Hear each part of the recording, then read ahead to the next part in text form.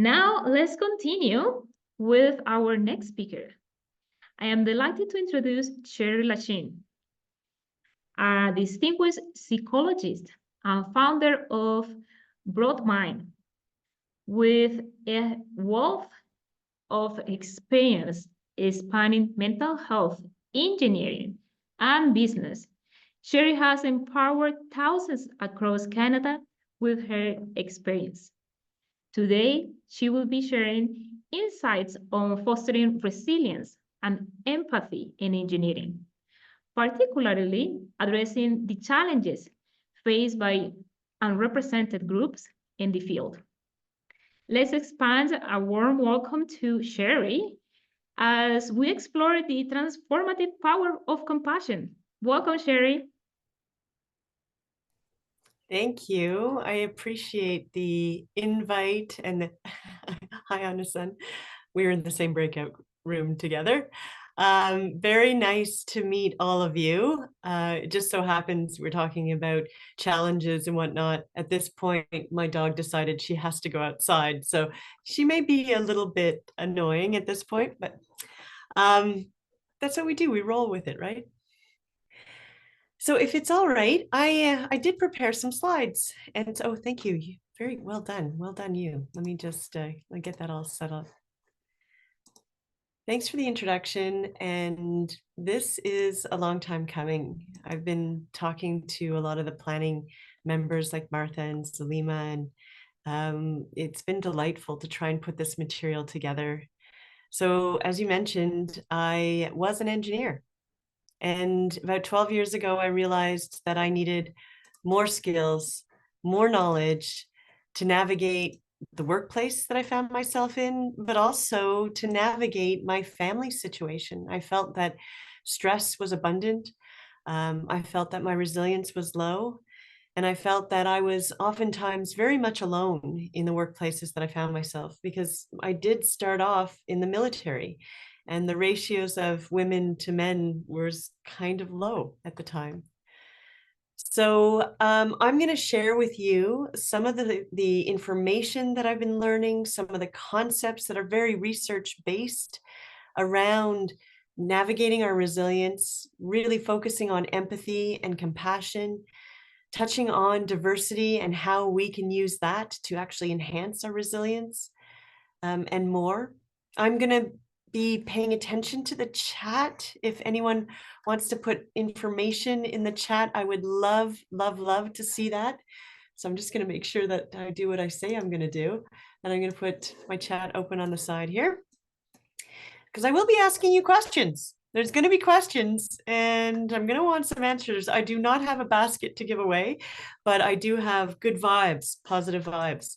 So I've got about 45 minutes to chat about these topics.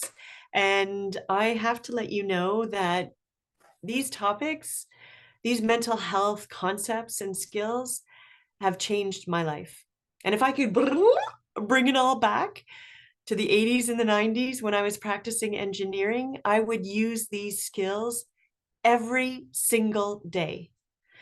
So what I'm hoping to today is talk about, introduction. We're going to talk about an introduction, not unlike what I'm doing right now.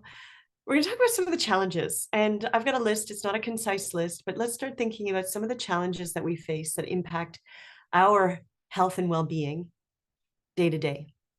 Then we'll talk about these superpowers of resilience, empathy, compassion, and diversity. Oh, yes, and I said the word superpower on purpose. And then we're going to talk about these use now skills. And these skills that I'm going to share with you, some of you already know and use them.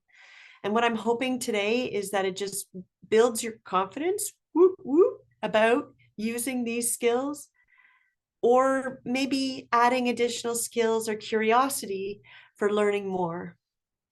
Because when we bring our whole selves into our jobs, into our work, when we feel like we are connecting with our role and actually allowing ourselves to be who we are, yeah, that's going to be transformative. And so we'll talk about the empowering next steps of that. So it's a lot to cover in 45 minutes. I know we can do it. So here we go. A general introduction, and I'm going to give you a little bit of a behind the scenes thing on this. I did use AI for this slide. I wanted to see what AI was going to give me, and it gave me a mashup, a little bit of a mashup. I changed some of the wording, but I also wanted to introduce the fact that, hey, AI, I'm curious too, how many people are starting to use AI in their businesses to answer questions and more. My husband, who is also an engineer, uses, or he doesn't use, but his students use AI to help write some code. And he says he could pick it out of a crowd. In any case, we are going to talk about resilience in engineering and how it's impactful, that empathy and inclusivity, they're your superpowers. And that diversity of our perspectives, another set of our superpowers. And so we're going to talk about the intersection of all of that. What I would love from you today while you're listening to this, yes, I'd love some engagement in the chat if you can. I don't have that basket, but I do have points. You get 10 points for every time you put something in the chat. I'll just throw that out. I do want you, though, to think about in terms of resilience, empathy, compassion, and diversity, what is already working well in your environment and what could be even better yet? And are some of the concepts that I'm going to bring to light here today, are they things that you want to bring into your workplace? I mean, bring into you in your workplace. So let's talk first about some of those challenges. And it's, again, not a concise list, but does any of this resonate?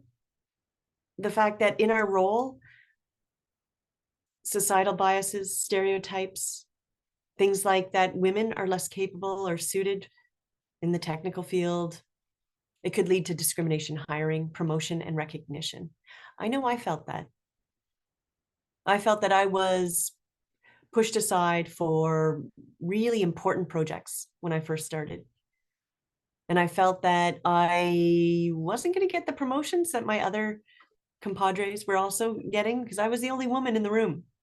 And so I was treated a little bit differently. So those stereotypes are out there, but those stereotypes might exist in our own head too. So we want to pay attention to that as well. And that this whole idea of mentorship and networking, how we, the collective, we support each other, right? We do our own very best work, to show up as our best selves, but we also want to share and support others. If you're moving along a path and you see someone wanting to give them a hand. I know that when I was asked, hey, Sherry, who do you look up to in the engineering field? This is back in the early 90s. And anyone that I thought of was a male. There were no women there was a couple of women working in engineering, but none that I really connected with in terms of, I want to be like that. I want those values, that integrity, that type of work ethic. So more and more mentorship and networking. And then this whole idea of work and life balance. It's an interesting concept. Maybe it's not a balance. Maybe it's a prioritization, because work and life, they go hand in hand. And with women in the workforce, the demands of a career in engineering, family responsibilities, childcare, household duties, they oftentimes disproportionately impact women. And over the pandemic, I don't know if you felt this, but during the pandemic, women were often targeted in terms of having to take that time off to manage household and child rearing. And maybe there's a hostile work environment. And if so, I am so very sorry that exists. You deserve care and support. Things like sexual harassment, exclusion, marginalization, maybe an unwelcoming or unsafe environment. Paying attention to that. What about this? Imposter syndrome. And I may want to sort of pull that one apart a little bit because, I'm going to just ask you to think about it. Anyone here ever feel like an imposter in your role? I did. Many of you have just graduated, and I applaud you on your work. As you go forward, you're going to be trying a bunch of different new things, and you may feel like you're an imposter. No, you're just learning. You're just trying. But these pervasive thoughts of self-doubt and feelings of inadequacy, they will potentially linger. Pay attention to those because they serve you very little purpose. So these challenges, again, it's not a concise list, but it certainly is something to pay attention to. And what we want is we want the power of resilience. So I'm going to take a pause here. I mentioned 10 points for every answer, but I'm going to ask you to think about the word resilience. And for any word typed in the chat, or if anyone wants to come off mute, what is your thought around resilience? What does it mean to you? Anyone? What does resilience mean to you? What comes to your mind? I've just upped it to 100 points. 100 points an answer. Tyler, strength. I like it. Okay. And strength could mean many different things. Sandra for 100 points too. So Tyler, Sandra, 100 points. Being able to keep going through setbacks. Yeah. Yeah, because when do we encounter setbacks? Often. Marlis, overcoming things. Yeah. Yeah, beautiful. And Sheila, the ability to bounce back regardless. Nice. Melissa, wow, good thing I brought a lot of points. Just saying. Melissa, frustration tolerance. Ooh, I like that. Interesting. And Ashlyn, courage. Beautiful. And you got a thumbs up. And Sarah, avoiding negative self-talk. Ooh, that's a good one, isn't it? And a hard one to do. Okay, 100 points for all of you. Take those points. I don't know what they're going to, I mean, yes, you're going to do something good with them, but well done. Really appreciate that. And they're all correct. Resilience is that ability to bounce back, deal with difficult things, handle, manage stress, challenges, right? Sheetal, tools, skills that you use to overcome challenges. Because, yeah, when do we face challenges? Like every day. Every day we're impacted by stressors, challenges. And so my favorite, oh, Janet, I love that ability for self-regulation. Ooh, it's like you were reading my blog. Yeah, there's something about emotional and physical regulation. And actually, we're going to talk about that.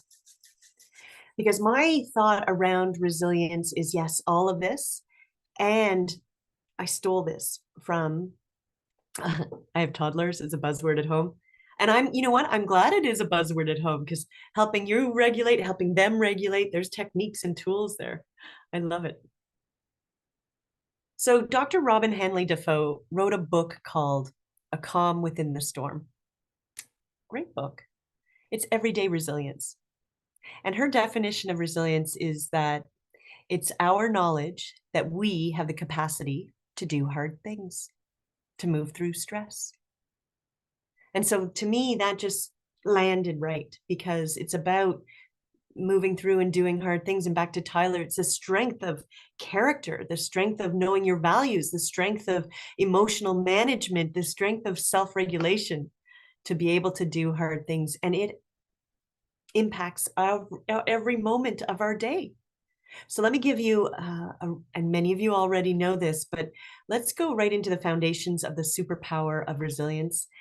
And that, well, okay, and it's not the tiger. It's not about okay, it's about the tiger, but it's not about you being a tiger.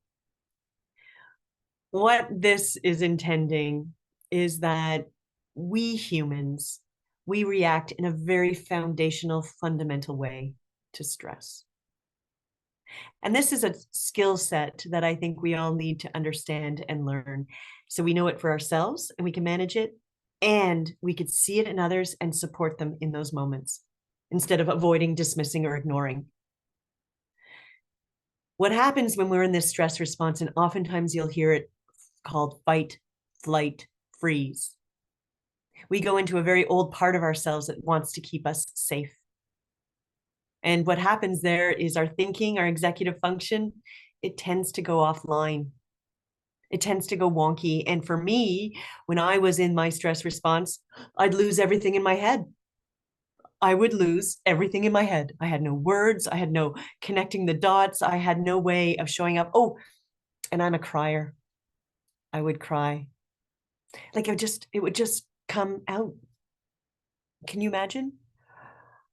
Military, engineering, and I'd get a little bit of conflict or a question or some pushback. And yep, that was me. Still is to a certain extent, but I know that tiger and I know what it does to me. Oh, and when I say that tiger, I'm not just talking about like a tiger. I'm talking about those difficult conversations. I'm talking about, well, I didn't mean to say that. Why are they saying that about me? I'm talking about really doing hard things. Well, I'm even talking about the text message you might get from a loved one who says, I don't want to see you tomorrow night. I'm really angry with you. Tiger. We need to understand that and move through it. Step one is understanding that we're in a fight, flight, freeze. And there are techniques like breath work, there are techniques like movement, there are techniques that you can do to bring yourself back online because you deserve it. And you'll understand that these are the foundations for empathy, compassion, and understanding and connecting with diversity. I also wanted to give you a thermometer. We're not good engineers unless we've got tools, right? And so here's a tool, and I call it the mental health thermometer, a way to check in on yourself and a way to sort of check in with other people. That we all have our own green, our own healthy way of operating and interacting, how we feel, how we think, how we act, how we react to stuff, how we feel stress, our resulting emotions and behaviors. It's okay to be not okay. It's okay to be yellow, but recognizing it, woo, that's a skill set. Because if you stay in that yellow reacting, kicking over into this orange, this prolonged injury, this survival mode, oh, I think you know what I'm talking about. Cope, cope, cope, survive, survive, survive. Makes it tough. Oh, we still manage our day to day, but one extra little thing could tip us over the edge. And we could blow up with rage, with saying things that we didn't mean. So we want to pay attention to that, because even if we spend a lot of time in that orange, we might kick ourselves over into that red, which could be a diagnosed mental illness. And so what we want to know is this thermometer, these are actions and behaviors that we can move through. And we want to do all the things that we can to make sure that we're stepping into our green. And this tool is also very useful for us, the collective, who are trying to support each other, to say, oh, Sally is looking a little yellow. She's in the orange now. She needs help and care, not judgment. Just an understanding that things aren't going well, because it's okay to be not okay. And then I wanted to tell you that this thermometer has something a little special, and that's it's got a thriving component. That we could be excelling in our lives, that we've got feel good, function well, we're at our fullest potential, we're curious, we're optimistic. That exists. That exists when we take care of ourselves, our nervous systems. When the tiger attacks, what do? Because that's a superpower. It's an absolute superpower.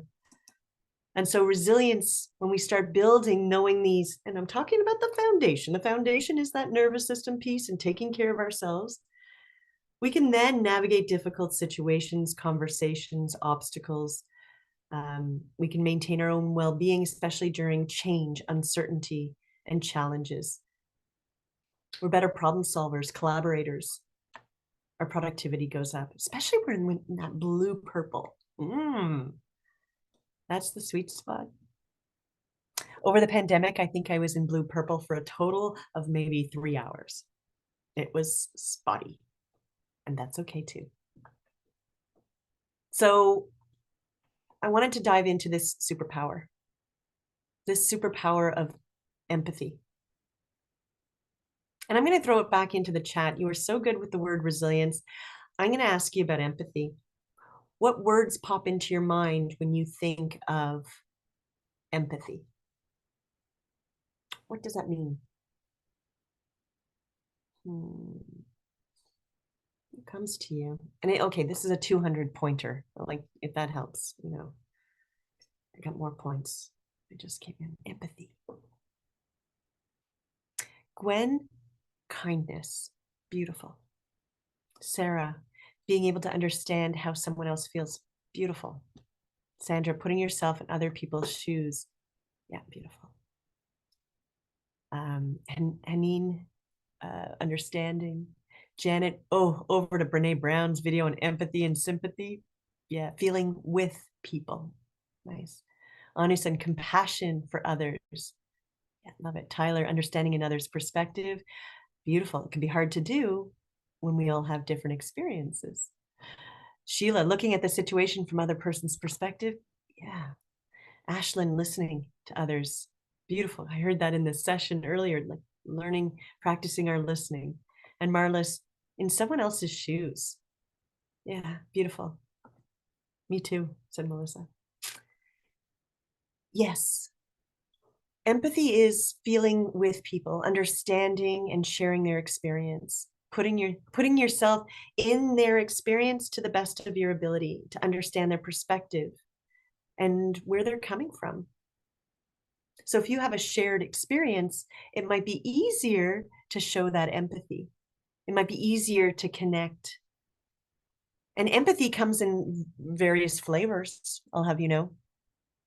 I actually facilitate a course called the Empathy Effect for healthcare workers. The research points to the fact that empathy actually heals. It's a healing modality. I'm talking about physical healing.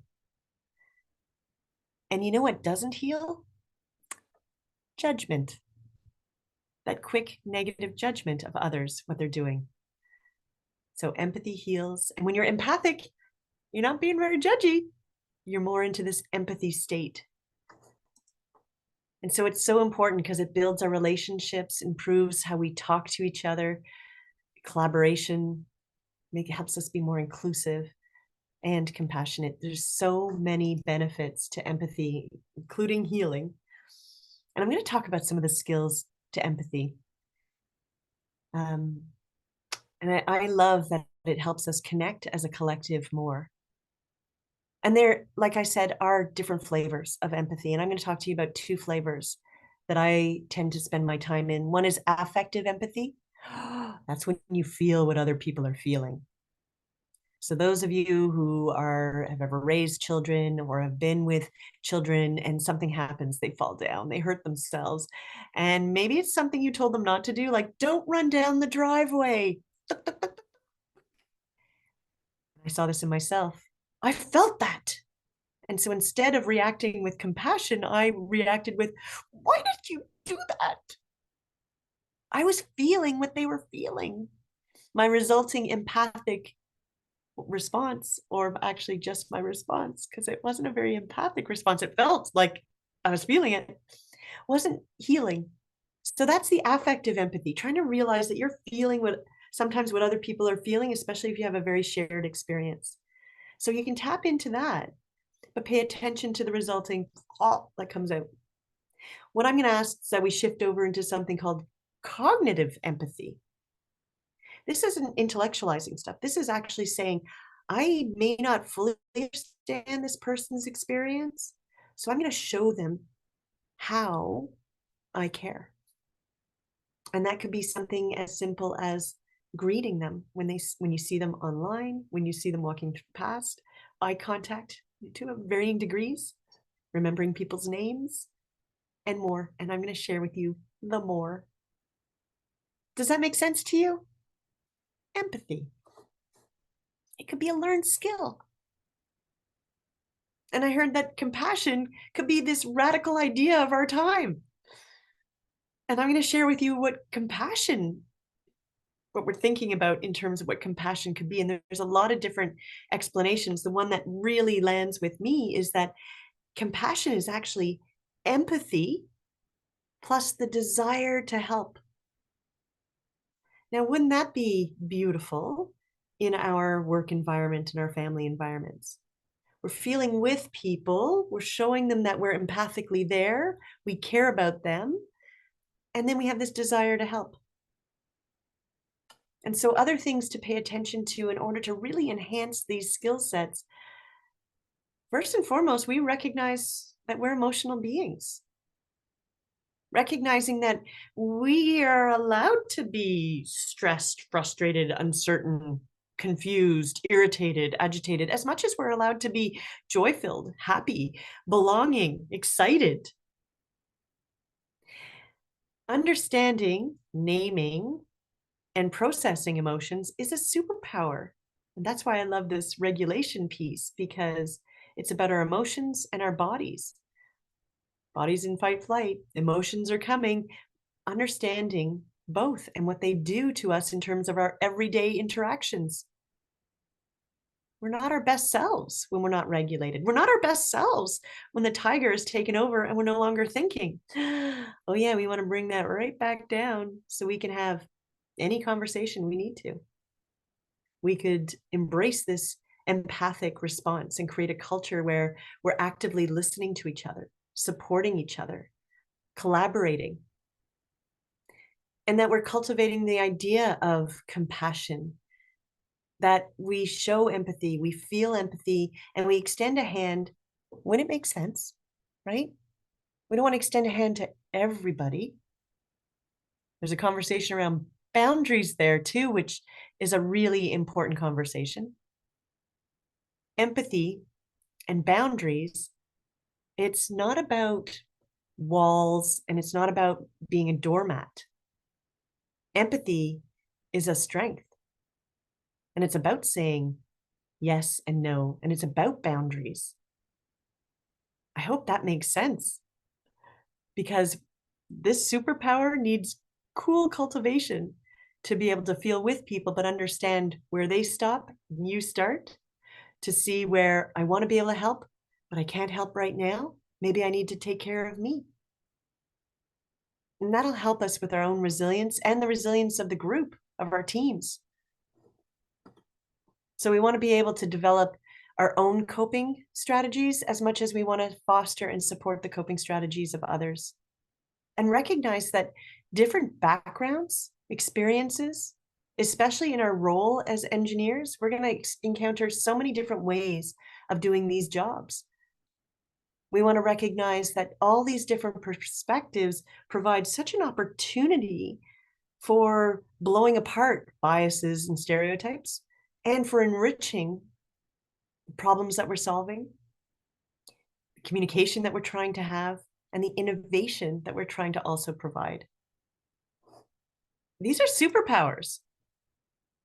And so you may have heard of things like emotional intelligence. I think it firmly belongs in roles where soft skills weren't traditionally welcome. Me crying and feeling during meetings, during sessions, it didn't go over well. But I think there's a role for all of us to go, okay, I see you're going through something. Do you want to take a break or a pause? Because we all want to know, we're all emotional beings. And emotional intelligence is this capacity to be aware of, to be able to manage and express our emotions. I don't want to be crying all the time. I want to be able to, maybe a little tear here and there, but not oh yeah, it was like jetting out like a fountain. We want to be able to handle our relationships. So we want to be able to manage both our own emotions and understand the emotions of other people. That's emotional intelligence. And so I oftentimes say, start with us. But showing up with your understanding of your emotions, understanding your own self-awareness and how to manage is an invaluable skill set in any situation. So we want to embrace rather than suppress or ignore. And that might be something that we've been trained to do. It may be a pattern that we want to break, because our emotions, our feelings, they're invaluable messages. They're saying that maybe you're uncomfortable with the situation. They're saying maybe the problem isn't being solved with all voices being heard. And so once we're able to manage the tiger and our emotions, we could actually potentially put our hand up and say, I think we need to rethink this, instead of a big reaction. And so finding the skill set to help promote our own emotional intelligence so we can show up and support others.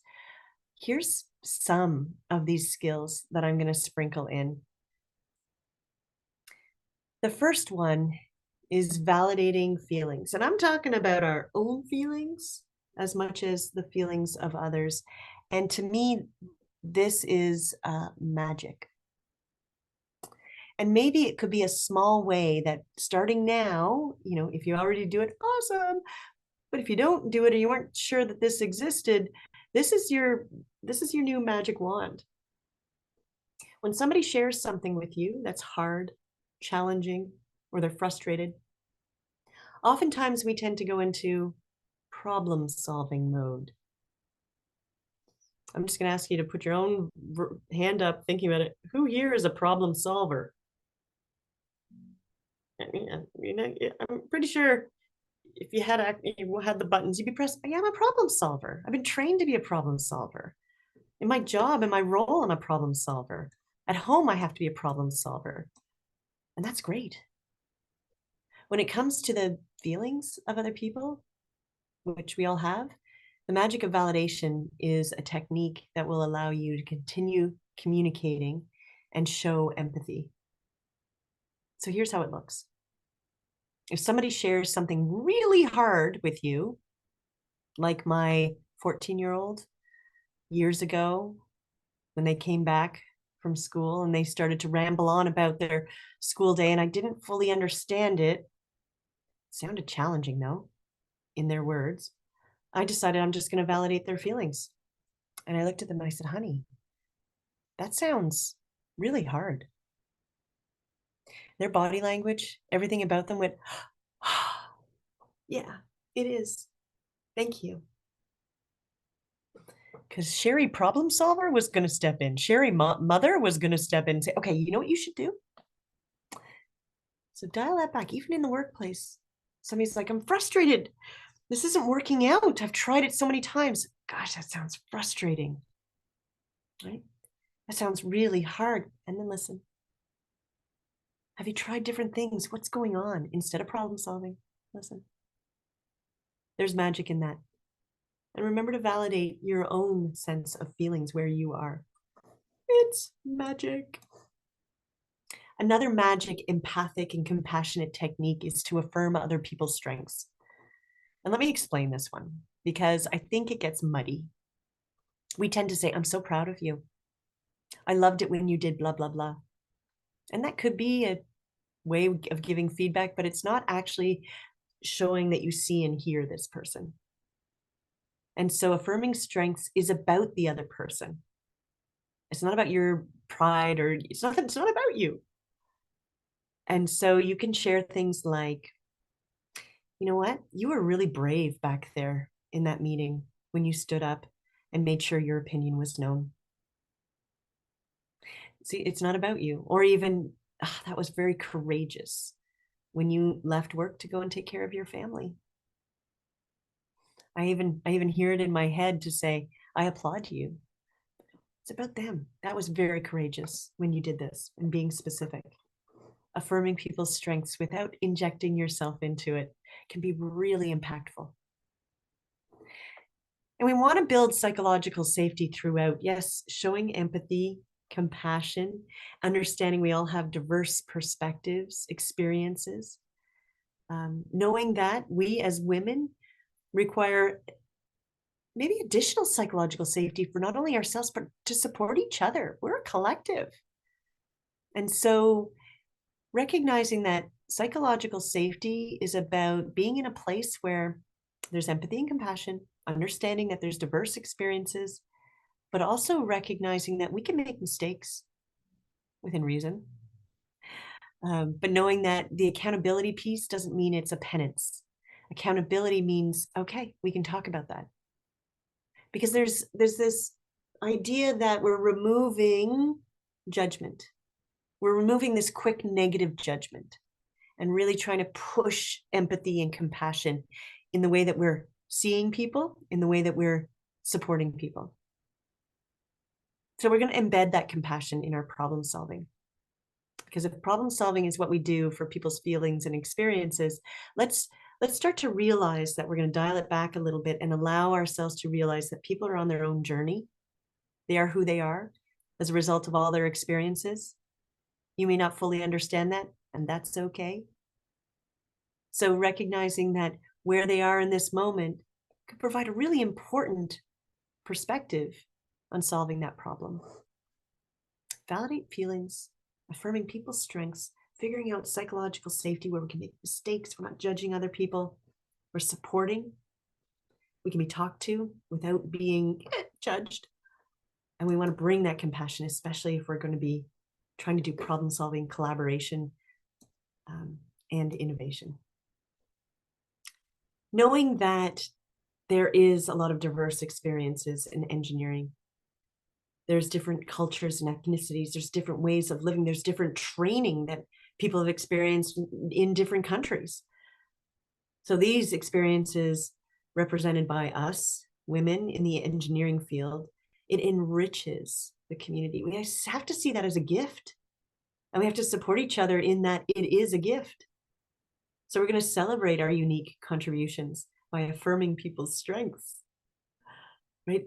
Things that people are doing, the way that they're approaching problems, the way that they're supporting each other. And then celebrate, recognize, and reward, right, those achievements. Help foster creativity and that problem solving with compassion and empathy. Better decision making can unfold, and ultimately we could be better together. We could enjoy our workplace more because we know we've got a team of support and compassion. So we can celebrate that. So I wanted to tie a little bit of this all together because there's a lot of different concepts here. But overall, we're talking about resilience. We're talking about our ability and capacity to do hard things. And in order to be resilient, in order to be resilient, we do have to start with us. Right? We do have to start with taking care of ourselves, prioritizing I know that we use the word self-care. I'm here to say that self-care can be easy. I mean, okay, it's easy in concept. I hear a lot, and I remember back in the days when there was no time for self-care. But self-care could be also a mindset that you deserve your own compassion for yourself, your own understanding of where you are and how you're feeling. But may I also sprinkle in to build resilience, and if you feel like you don't know where to go next, take care of your body. Okay? And there are 3 main components to taking care of your body. You want to build resilience, you want to take care of yourself, start with your body. And that means rest. So even normalize that. Tell people, I'm sitting down because I'm taking care of my body right now. Rest. Movement. If you've been sitting at your desk for a very long time, you need to just move your body. It thanks you. It needs that movement. It needs to move the blood around. It needs to heal itself. Movement. It doesn't have to be big. It's not bodybuilding movement. I'm talking about just movement. And the other one is what you feed your body. So trying your darndest to make healthy choices. It is, research points to the fact that, yeah, these are the things. The other parts, yeah, we talked about our nervous system. Managing your nervous system is our new normal. So we can have those big conversations, so we can show up with empathy, so we can show up with compassion and understand that we all have diverse experiences, so we can be curious and compassionate. Does that make sense to you? These are the foundations of building your own resilience. And so empathy is inside resilience, right? Empathy towards ourselves, empathy towards other people. And compassion and empathy is this is a Venn diagram. So I haven't done a Venn diagram in a while, but there you go. That's the best I could do. Empathy, compassion, remember, compassion is empathy plus the desire to help, right? That beautiful helper's high, right? That we want to help. And then I mentioned boundaries within reason. It's got to work for you and the energy and the time that you have. And I think our unique perspectives enhances the way that we show up for each other. When we can tap into each other's individual voice, more magic. So those are some of the things that I thought were really important and impactful when it comes to talking about our resilience and our collective resilience. But I also wanted to put these up here too, just to spark any other ideas about cultivating a culture of empathy. You know, the whole idea of a growth mindset instead of one of those stuck mindsets that I found myself in many times. Like a stuck mindset where it's, oh, it's always failing, or I never do it right. Or it's all about this willingness to make mistakes because it's growth and opportunity. And that's our mindset. And then what we want to do is show up for each other and say, it's okay. That social response is so important. Prioritize your own mental well-being and knowing that no one else is going to take care of you like you take care of you. You want to do your job well? You want to show up for your family and your friends? You got to take care of you. I'm a firm believer in that. And when others are saying, no, I can't show up for that because they want to take care of themselves, yeah, respect. Of course you need to. I hear you. Peer to peer, supporting each other, mentoring, pulling people up when you can, inviting them to meetings, activities, showing them different opportunities, supporting each other so we can all collectively do well together. Yeah, it starts with empathy, it starts with compassion. It'll help us promote more inclusivity, equitable practices. And if we women are doing that, if we women are doing that for ourselves, for each other, for the people that we find in our workplaces, oh, it's going to catch on. It's going to be wildfire. So we're going to foster a very supportive environment, recognizing that our stress response is something that takes that away from us at times, and we're not our best selves. We want to create these supportive, inclusive workplace relationships. When we're roles of leadership, that is such a huge responsibility to show people and make sure that they feel valued and respected. Make sure that you're communicating with a regulated you, providing resources when people need resources, championing each other and supporting each other. I was going to put up a slide where we were all going to brainstorm what we heard and seen throughout. I noticed we've got 2 minutes left. I wanted to open the floor up to any questions, any thoughts. And while you're thinking or typing, I just wanted to thank you all for being here. I love the idea that there's a Women in Engineering Summit. I told my friends, I said, these are my peeps. I was looking forward to spending time with my peeps. I thanked so much the organizers. Kelenis, if that's how, is that how you say your name? Kailenis. Kelenis. Very nice. Thank you for facilitating, for being here. Really appreciate this. And I thank all of you. Well done, all of you. And questions, thoughts. Sandra, thanks to you, 500 points. Look at that. I don't pay for accolades. Thank you, Sherry. That was amazing. And while people are typing or thinking about some questions, I have a question myself for you. You seems like a very accomplished woman in different fields like military, engineering, psychology. So that is amazing. So when I think about resilience, I think of just have a goal, a North Star. So what was your North Star to keep going when things weren't your way or when things were very tough for you in those fields?